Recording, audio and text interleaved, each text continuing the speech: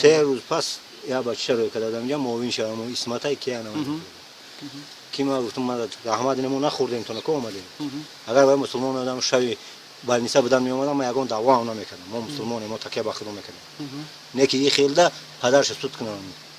ما طرف ما اگر دولت باشه سود کنم پدرش برای که وای بچه نوبالغ چی در سر رول میشته بچه یک دار رول نمیشته چون ما اینا 22 سال شفیرم مرا در هر رحمان میکنن یا چی میوان چی با گودا کدا نمیفتن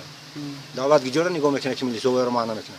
تو این روز یگان بر عریضه شکایتی نه یگان چی ما کداگی نیست عریضه شکایتی باید ما رو فریاد کنن گفتن چی با فریاد نمیکنه 40 روز چی فریاد نکردیم یعنی که یا بار فریاد کردیم تمام یک بار برای چی فریاد کردیم برای کی چخیل شما اگه فهمیده چخیشید اون چخیل هم شاو اونا فریاد میکنن که بچه لواره کردن مرده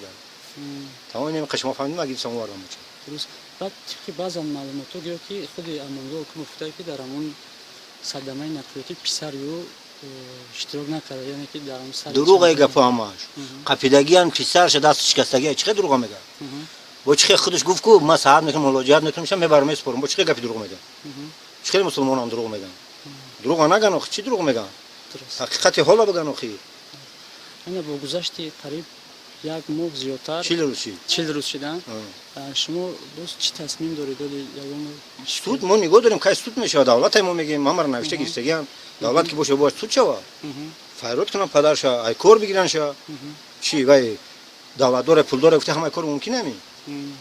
ممکن که باشه همه کار کردن میتونن ما میتونیم ما کماقل هم همه کار دست ما میبیا یکی ما مسلمان ما تکیه به خدا میکنیم قانونی جزا بتن چی باید نمیتونیم چیز نه چه قانون دولتی برای کماقل فقط آدم اما قبل از این صدمه نقلیاتی پسر شما با اون پسری امانگاه حکم یگان تو مناسبت داشتن یگان من نمیدونم یگان چه خیلی شکی و مناسبت داشتن هم ماشین هوای خریدگی ماشین با عظمت گفتنی آدم هوای خریدگی آدم هوای انداله عظمت شفیع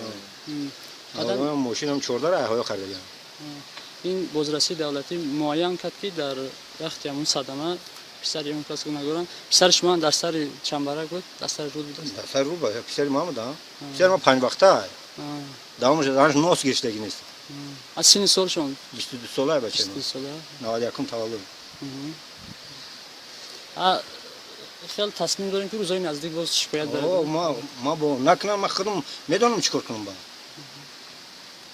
خیلی ما آدم نیستن که پیشمون یه بار همدردی بیان کنه چی حکومت فیگان خیرات که پرزیدنت اگر پرزیدنت رفشه آدم رو باید نمیکنه خودی حکومت مستقیما یگان بار یگان بار نامده نپرسیده ما گفتم ما این که خچه بگو بیا ما خونه و درنم بچه کماقل